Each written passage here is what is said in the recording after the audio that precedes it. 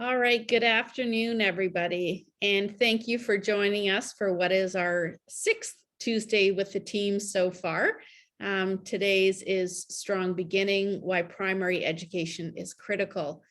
We have a large number of guests who will be joining us today, so we're just going to give them a minute to enter the room. Thank you so much for your time, and thank you for the thoughtful questions that were submitted in advance. I'm here with my junior school colleagues, but I am currently sitting in our upper school.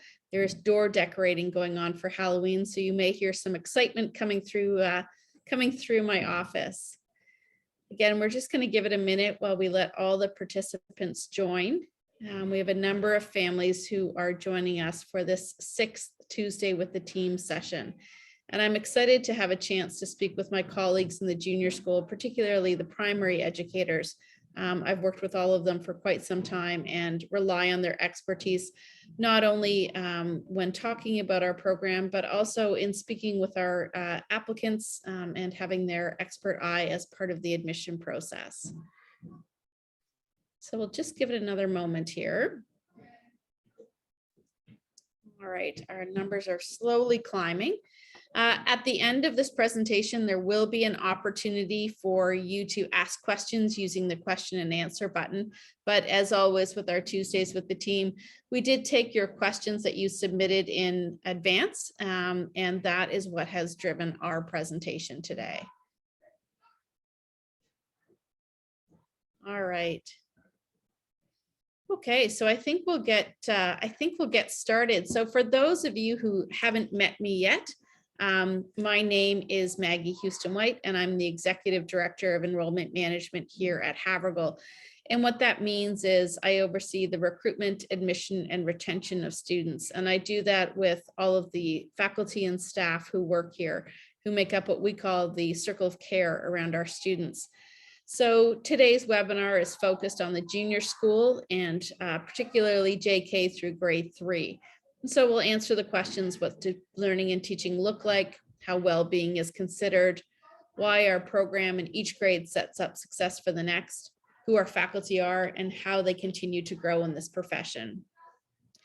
And of course, when we think about our program and our community, we have to start with our head of the junior school, Kate White.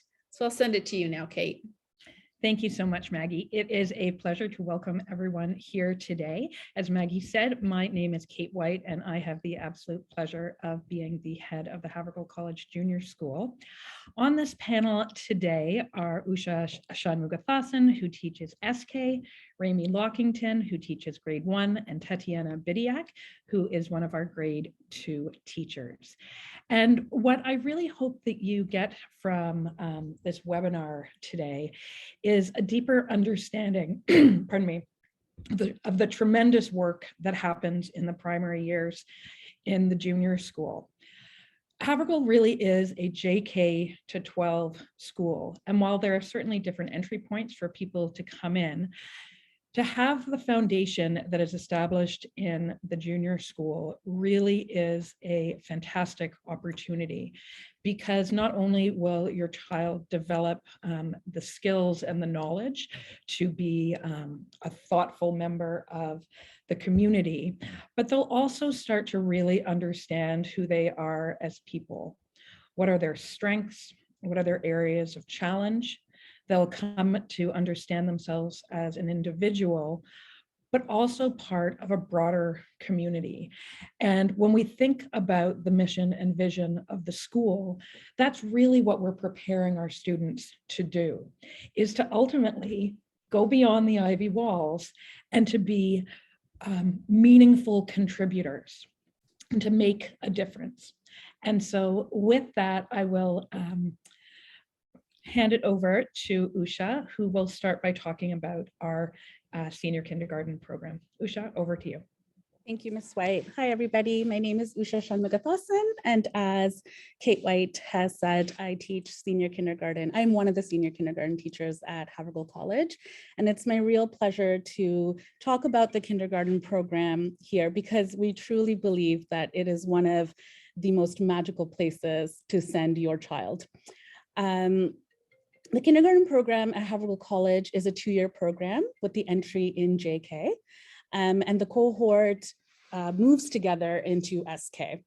And in those 2 years, we really develop a program that's based on the image of the child as one that is capable and competent and confident, who's full of curiosity and passion. And our goal is to take all of what they come in with and to nurture their talents so that they can become even better versions of themselves.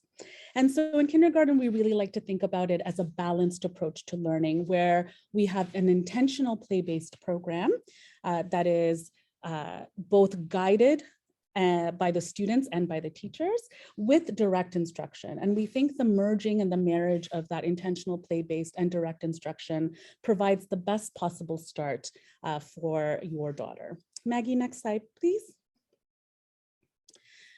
So literacy is one of the biggest components of our kindergarten program. And a lot of times families say, what can I do to get my child ready for kindergarten?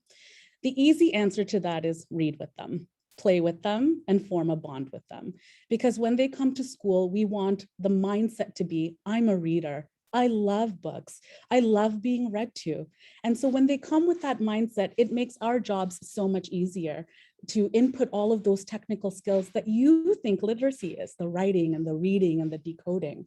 So we have plenty of opportunities where it is both explicit, where we have writer's workshop and independent reading, where our students are assessed to see where they are at the beginning of the year, and then we nurture their talents on that continuum. So we don't look at children as a cohort, we look at children as the individual. So what does this student come in with? What are their assets in literacy? How do they approach reading? What is their mindset towards it? And we take that and we support them to learn the skills that they need to learn, whether that's how to hold a pencil, whether that's learning their alphabet or their sounds, or whether that is to write the most beautiful stories. A few years ago, we had a student at a parent event where she stood up to announced that she was an author and an illustrator, and she was working on her 7th book about sea turtles. And that's how children leave SK, confident in themselves and their skills. Maggie, next slide, please. Mathematics is something, if you let me, I will speak for the entire hour, but I was told not to. Mathematics is a critical component of the kindergarten program and really lays the foundation for my colleagues whom you'll hear from to just run with.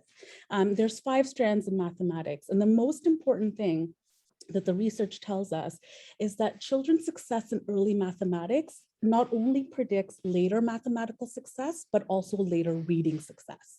So we put a lot of effort into both providing students with the skills that they need to know, but also the mathematical mindset. I can do math. And not just, the 2 + 2 = 4, but showing them the magic behind the mathematics, how numbers work, how numbers are put together, why numbers are important, where they're going to see that in real life. So they work on geometry and they work on patterning and measurement and data, and they work on all of these things in a really play-based way, where the teachers are also seeing how they are approaching manipulatives, what language they're using, and where we can then put in the skills that they need to understand their mathematics in a more comprehensive and deeper level. Maggie, next slide, please. We are very fortunate at Havergal College that the kindergarten team is actually a team. So there are 2 Ontario certified teachers in junior kindergarten and 2 Ontario certified teachers in senior kindergarten. And this team, both as a group of 4, as well as their specialists, work together to understand the child as a whole. Who are they in different aspects of their learning, in math, in art, in music? Who are they as a mathematician? Who are they as a writer and as a reader? And our goal is to really notice and name. We watch the students, we engage in their learning, we listen deeply to what they're saying, we observe and then extend that learning into the classroom by the materials that we put out, by the lessons that we create, by the small groups that we do, by the whole group lessons. So every aspect of your daughter's day is both guided by them and by us to make sure that they have the best possible experience in the day and throughout their kindergarten career here at Havergal College. Maggie, next slide, please. And the final piece that I really want to stress, and that all of my colleagues will stress, is social emotional development. Self-regulation and well-being is also one of the greatest predictors of success for children as they move on in their, not only their schooling career, but life in general. And what we mean in kindergarten is to really look at noticing and naming our emotions and our feelings. At Havergal College, we are not expecting children to come in and put on a happy face all day, but that's not natural. We are expecting children to come in with a whole range of emotions.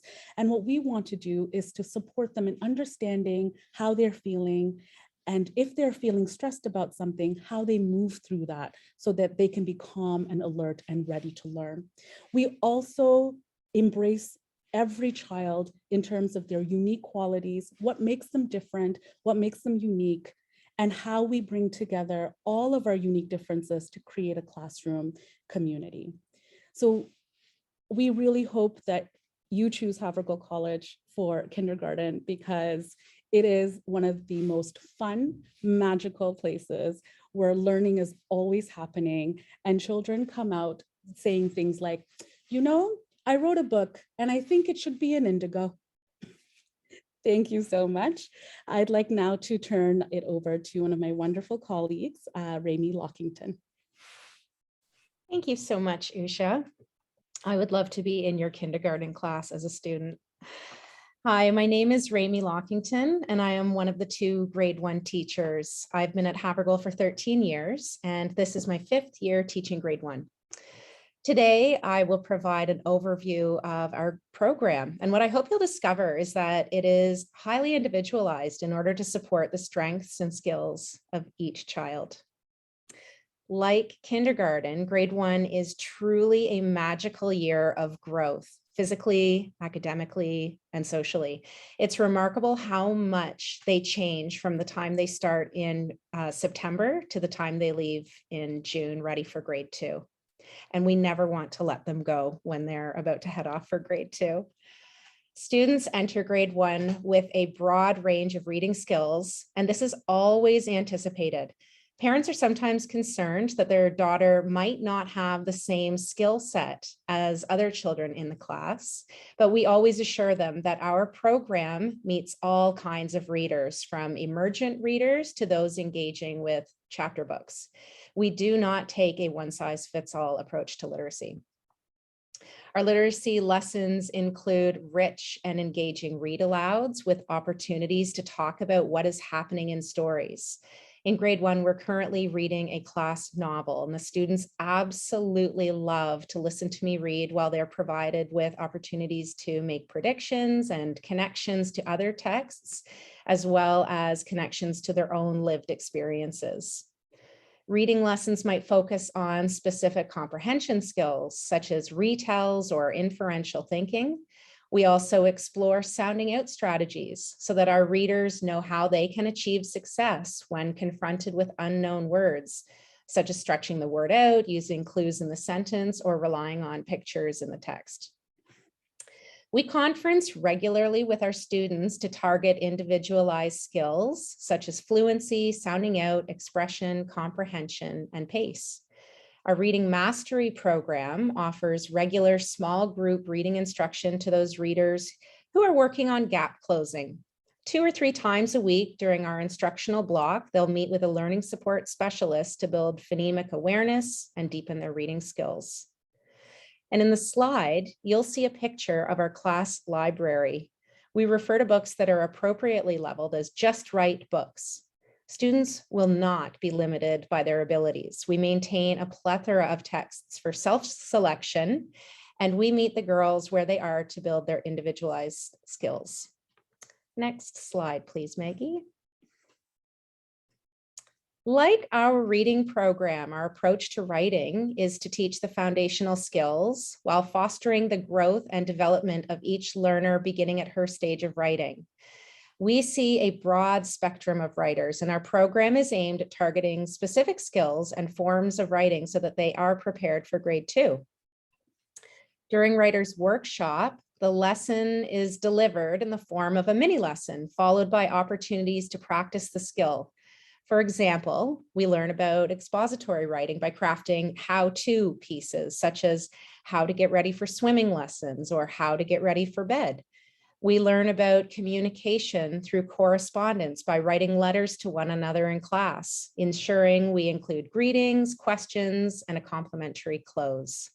In our persuasive writing unit, students are given agency by posing a series of self-generated questions, such as, would you rather fly in an airplane or a hot air balloon? They develop their argument and craft an opinion paragraph, which is in essence the beginning of essay writing. We explore poetry, the purpose of illustrations, and we regularly write in journals. And we teachers especially enjoy hearing about what goes on at home.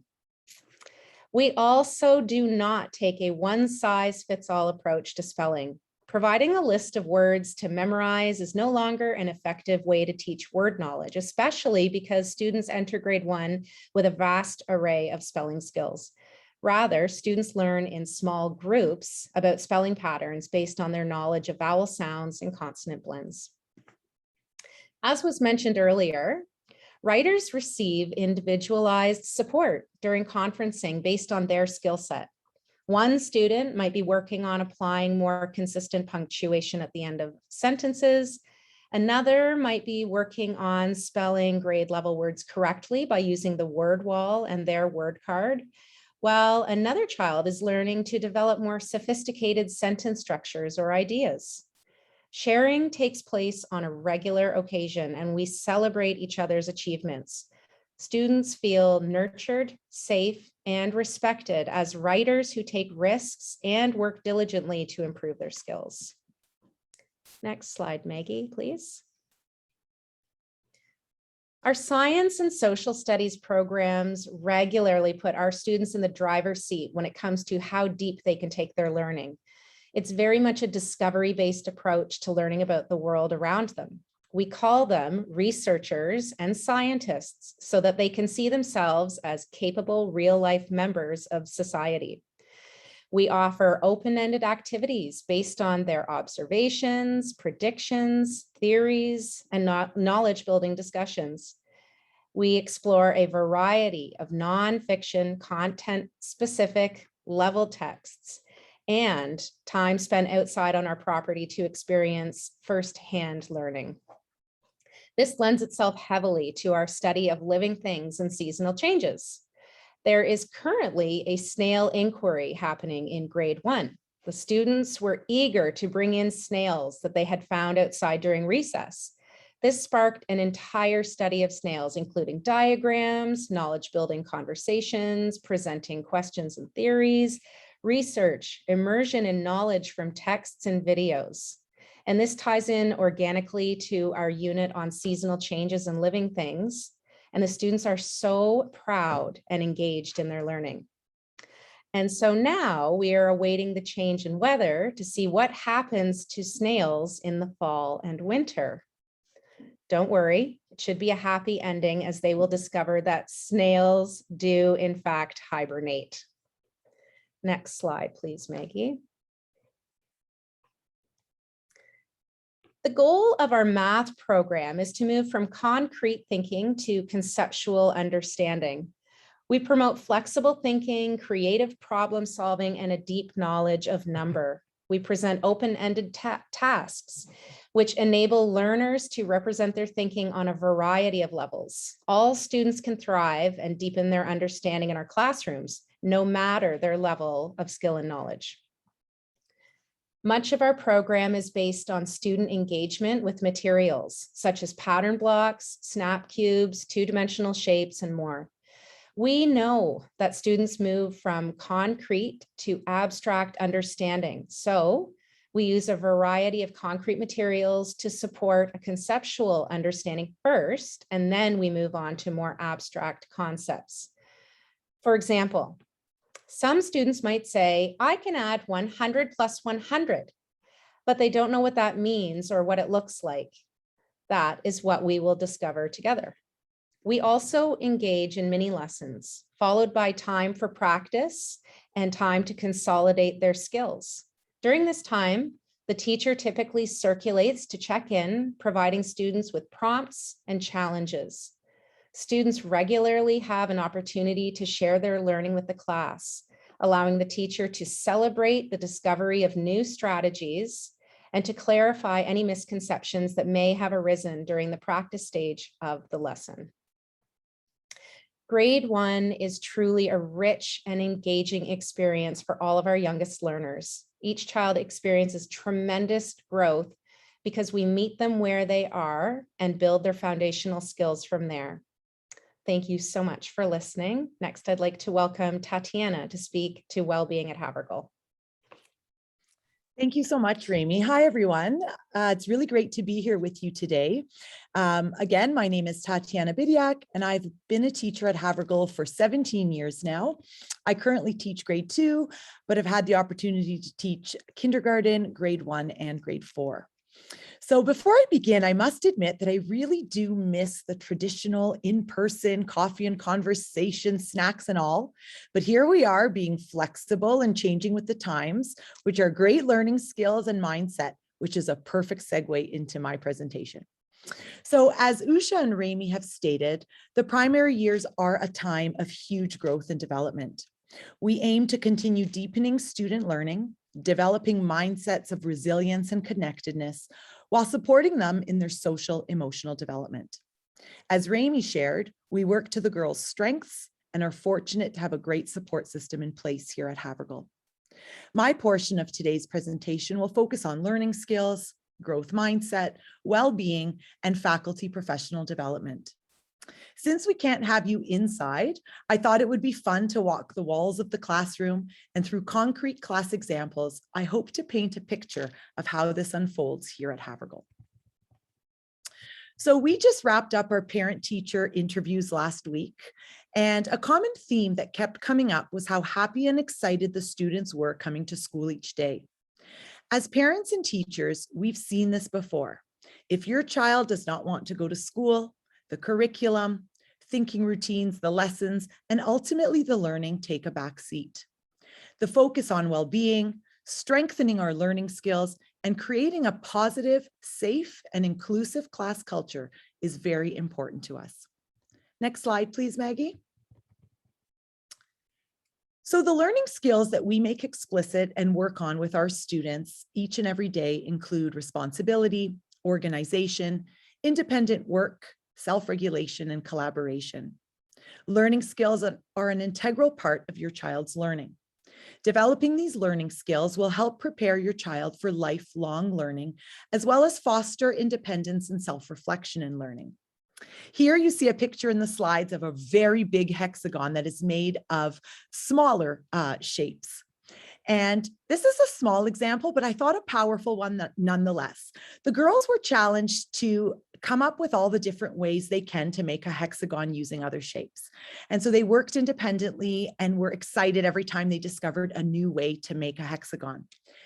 But then something really amazing happened. The girls started working together to see if they can create the biggest hexagon that they could make together. So many learning skills are taking place here. There's energy and love of learning. There's the collaboration between students. They're pushing their thinking. They're applying what they've already learned, and they're not afraid to take a risk. So this truly is the learning skills in action. The picture in the middle you see is something that we have really been trying to do each day in grade 2. We set goals every day, and they're co-constructed by the students together. So we come up with 2 I can statements and an I will statement. And sometimes these stay up for a little bit, and other times they are changing depending on what we are working on in class. Thanks, Maggie. Next slide. So growth mindset has definitely been a focus for us here at Havergal. The belief that understanding improves through study and practice. Children with a growth mindset tend to see challenges as opportunities to grow because they understand that they can improve their abilities by pushing themselves. We know that learning occurs at the point of challenge. So as teachers, we want to create an environment where the students feel comfortable to struggle with a challenging task and persevere when things don't always come easily. An acronym we like to use in grade 2 is FAIL, First Attempt in Learning. So if you look at the slides, there are 2 examples here that I wanted to highlight. The first one is the grade 2 project in art.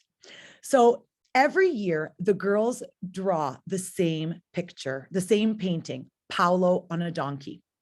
And they are challenged each and every year to look and recognize at the basic shapes and sizes and location and value to develop their drawing and shading techniques over the years. And each year they revisit the previous year's work to view their own observation and technical progress. And they do this throughout up until grade 6, where then they can look through all of their drawings from grade 1 to grade 6. And this really does reinforce that growth mindset, that notion that practice makes progress. The other picture I just had to share, so I'd really try to fit it in here somewhere, but it is in our science lab, and it's the middle picture there. And this is when Mr. Ryder, our STEM coordinator, created a scene. And the girls were asked to help Mr. Ryder figure out what happened to his robot Daisy. And so we come in and we started making observations and recording what we saw. And then we had the chance to provide our inferences about what happened. And as a teacher, I noticed something magical. I see that the students are more willing to share their thinking, ideas, and observations, even when they don't know what the answer is or know what the teacher is thinking. So a very powerful moment for everyone, for sure. They still wanted to know what happened to Daisy, and they weren't happy when we told them we weren't going to tell them. Thanks, Maggie. Next slide. So in the junior school at Havergal, well-being is at the core of everything we do. The explicit teaching of well-being skills, along with the time and space to engage students in their own well-being journey, has been deliberately built into the junior school daily schedule. We're living in a time where the connection between student well-being and their social, emotional, and academic success has never been more apparent. And Havergal College honors that reality each day. Prayers is what I thought would be a good example of highlighting how it fosters well-being, also community and agency. So each week we have prayers twice a week on Monday and Friday, and it really is a nice way to start and end the week as a whole school community, albeit virtually. We explore various themes and topics during prayers. We learn about various celebrations, traditions, and religious holidays. We explore topics about friendship, gratitude, character development, mindfulness, and mindset. It really is a great opportunity for the girls to take charge and showcase student agency as well.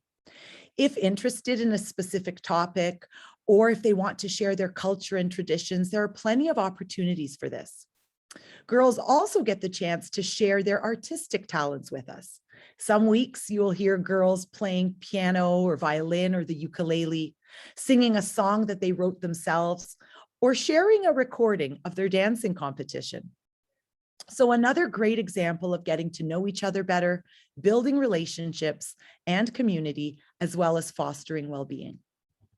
Recently, my class was very interested in sharing the story about Terry Fox. They came up with various ideas for the prayers. They interviewed classmates about what it means to be like Terry. They included videos and even country music to showcase what Terry listened to in his van with his friend and brother. And one girl said to me, I had a breakthrough moment where she said, I feel confident to share my ideas and I wasn't nervous about it. So truly authentic learning opportunities.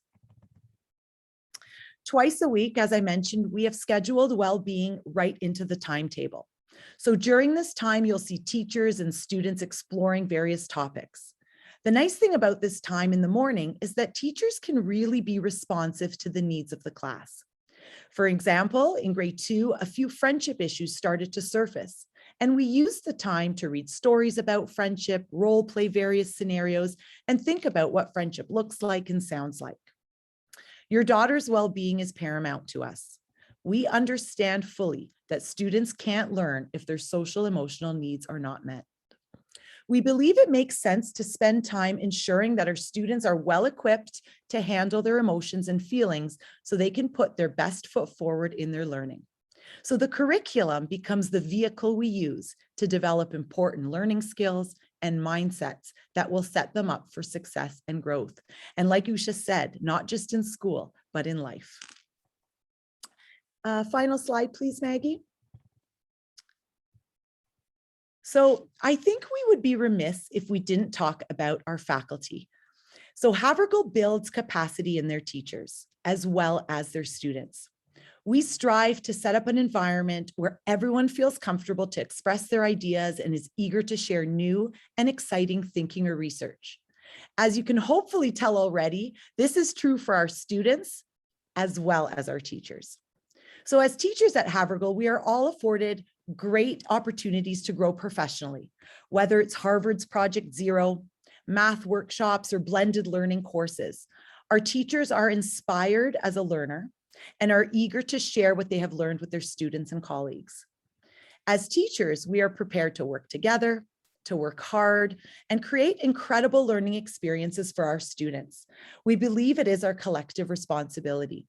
Your daughter will benefit from this firsthand by experiencing a learning environment where teachers make it a priority to understand each student as an individual and as a learner. Because at the end of the day, we all want to be seen and heard. And one thing I can say for certain is that relationships, connections, and understanding your daughters as students and people is paramount to us. Thank you. Thank you so much, Tatiana. And thank you to all of our panelists. We'd now love a chance to take some of your questions. We know that many families submitted questions in advance. But I must say, having been at Havergal myself for 20 years and watching students go through the junior school and come up to the upper school, what Tatiana, Usha, and Rami spoke about, and I know the community that Kate works so hard to foster is one that's built on relationships. And when you see our graduates in one of their final prayers, which they love very much, invite their junior school teachers to come and hear their reflections on their time at Havergal, I can tell you the thank yous are genuine. And it really is that start that so many of our students got in the primary program that allows them to feel so successful throughout their time at Havergal.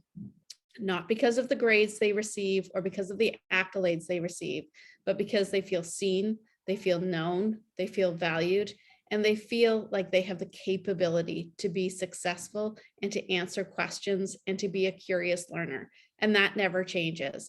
And I will say I had quite a lovely conversation with an old girl recently. We're heading down to Boston and we'll see a few of them. And they specifically asked me to say hello to their grade 1 teacher. So I will take this opportunity to say hello, Miss Bidiak, from one of your students. So I'm just going to take a look at the questions in the chat. Thank you so much to the parent who let us know they enjoyed their tour on Friday. We had a great time having families around the school. Yes, we can't bring people in the school, but we tried to be creative and had families come around the school. And for anybody who would like to visit one evening or on a weekend, our QR codes are still set up around the school. So you can follow the trail around the upper and junior school to learn more about Havergal. And so one of the questions that has come in, and I think, Tatiana, I'm going to give this one to you, is Singapore math used in elementary? Okay, so my understanding of Singapore math is when students solve math problems in an abstract way by using numbers and symbols. So do we call it Singapore math? We don't use the actual program, but like Rami and Usha kind of set out our math program, we really do try to use a variety of things in our math program. So from manipulatives to juicy, deep problems that the girls can really sink their teeth into. And they're differentiated in a way so that our students can really access the problems and then take it as far as they are able to take some of these math problems. So our math program definitely is a robust program where we utilize quite a few different strategies, tools, techniques. I can also say from the teacher's perspective, we meet as teachers in a math group once in an 8-day cycle. So we are not only diving into some of these ideas, we are looking at student work. We are analyzing some of our assessments, and we are really working together to understand the scope and sequence of math from kindergarten through grade 6 and even beyond. So I hope that answers the question. And if there's a follow-up, please pop it into the chat. Thank you, Tatiana. And I think your answer really speaks to teaching and learning on the whole at Havergal. There is not one specific program we subscribe to because of the type of learner we have here and the robust professional development program we have here. We take the best of all programs. You know, we get asked often if we're an IB school, and no, we're not. And not that we think there's anything wrong with IB, but for us and our students, we've taken the best that we think works for IB, but kept the depth and breadth of programming that we wanted to have. Same with AP courses. We have selected some AP courses that we want to use. And when you see where our grads end up going to university, you can see that the program that we're providing allows them to take the next step that they're so keen on. So there's another question here in the chat, and I'm going to direct it to you, Kate, and it's an interesting question. It says, I can't believe you've had parent-teacher interviews already. So I'm assuming it's from someone who hasn't had parent-teacher interviews. Maybe you could speak to the fact that, no, we haven't had report cards yet. We've actually had parent-teacher interviews first, and why that is, Kate. Yeah, absolutely. I mean, we really view the partnership between home and school as paramount to each and every child's development. And we want to always make sure that we are sharing from a very, very early stage in the year, in this case, kind of mid-October, a touch point for parents to get a real sense of how their kids are growing and learning, what things are going well, some areas where they might be struggling, as well as the strategies that we are working on with that child. But what I would say is one of the things that is truly exemplary about Havergal is the communication between school and home. And it goes both ways. And so, you know, when a report card comes out in December, in our view, quite frankly, that is too late to be sharing information. It is a summary of what the family would already have been communicated. The report card is a legal document that needs to go into each and every child's Ontario student record file, but it is about more than that for us. It's really about ensuring that we are on the same page with the family, and also that the child is aware of what's going on in their own learning, because we don't want them to see education as something happening to them. Rather, they are active participants, and they should be in the know as well. Remy, I see your hand up. I'd love it if you piped in as well. That's wonderful. Thank you. Absolutely. Yeah, I just wanted to add on what you were speaking to about communication between parents and teachers. You know, one of the online platforms that we use in the primary years is called Seesaw, and we are big lovers of this application. So, you know, when children come home at the end of the day, and I struggle with this myself as a parent, what did you do today? What did you learn today? Nothing. Well, Seesaw is a great app because we regularly post pictures and videos of the learning that's taking place in the class. And we get a lot of really wonderful feedback from families saying, you know, I feel like I can be in the classroom with my daughter, seeing what's going on. It's so exciting to see how they're learning and the things that they're doing. And it's also an opportunity for us to post samples of their work to their own individual journal. So this is just something that, you know, parents can only see their child's learning, and they see the feedback that we're providing. So it's a really great snapshot for parents to see what's going on behind the walls when they may not be getting a lot of information from their child at home. And thank you, Raimi. I will say too that it's, a lot of the questions that we get asked are, tell me what makes Havergal different. And I think what you're hearing speaks very much to that. It is the thoughtful approach to teaching and learning. It is that partnership that we have with families. I was asking Usha how her parent-teacher interviews went, and all of our kindergarten teachers made digital portfolios of each student's work in preparation for the parent-teacher interviews. And I know all of our junior school staff, provided incredible examples, because we hear it from our new parents, and for them to see how well in those first 6 weeks of school their child has progressed, how confident their child is, but how much time and care each of our junior school faculty has taken with each of those students is quite remarkable. And it's something we hear all the time. And I think that conversation between parent and student is what helps build this sense of community. From JK to grade 12, I think our saddest parents are the parents of recent grads who often come back and will still volunteer at the green and gold shop and at certain events because they just miss being part of this community so much. So we've got about 2 minutes, and Emily, the last question I'm going to ask is actually for you and I. Someone has asked about the assessment process for the junior school and what does an interview look like. So if you don't mind, I'll start, but please chime in. And I think what we really want our families to know is that we know this is different. We would love to have your daughters come and sit in our office and go through activities together with us, but we need to use Zoom. And when I look at my colleagues on this call, they are who helped us develop what we are doing. But like teaching and learning at Havergal, we are looking for your daughter's strengths. We are looking for ways for her to showcase what she knows, to show us what she understands, and to guide her if she doesn't understand something. So I think our goal in those assessments is really to get a snapshot of where she's at, knowing that for some of our youngest learners, they're 3 and it's on Zoom. So believe me, I think Emily and I could write a terrific book on what we've seen in JK interviews. But our goal is to make sure each student leaves that assessment feeling like they are smart, they are capable, and that Havergal is going to be a great fit for them. So Emily, as someone who is meeting most of our junior school families this year, do you have anything you wanted to add?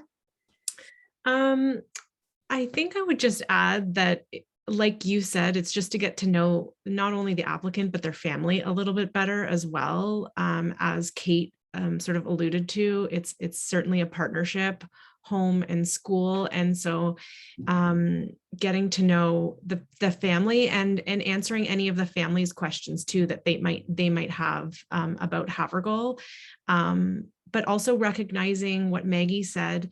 There may be some gaps in their learning, and that's okay. We're not looking for, the perfect applicant. We're looking at lots of different new students, and we have meetings with our teachers before the new school year starts so that our teachers can have an understanding of where those students are at. And so that, like the teacher said, they can spend the first few weeks assessing those students, determining what they know, maybe where some gaps are, and individualizing their approach to those new students. Thanks, Emily. And I would echo, it's really an opportunity for us to get to know your family and to explore with you, what is our mission of preparing young women to make a difference? How do we live our values of courage, compassion, inquiry, and integrity? And what does that mean to you? Because we want to work in partnership with our families throughout the school. So in the interest of time, Kate, I'm going to give you the last word. Oh, thank you. And I promise to keep it brief, even though that's very difficult for me sometimes when I start talking about this. What I would say is that, we are so fortunate in Toronto that there are a number of different independent schools, both co-ed, single sex. And as you go through this process, as much as schools want to put their best foot forward and share with you the amazing experience that your child can have, it's also really important for you to ask really deep questions to figure out what might be a good fit for your family as well. And I say that knowing that this might possibly be a 14-year journey if your child is entering into JK. And so as much as we want it to be a good fit for us, it needs to be a good fit for you. So ask lots of questions, do your research, and imagine yourself a year, 2, 3 down the road when something happens, where there's a challenge or something wonderful happens. And I want you to imagine what's the place where you feel like you can best get through that with the team of people around you. And so with that, I also see the time, Maggie, and I will now say goodbye and thank you so much.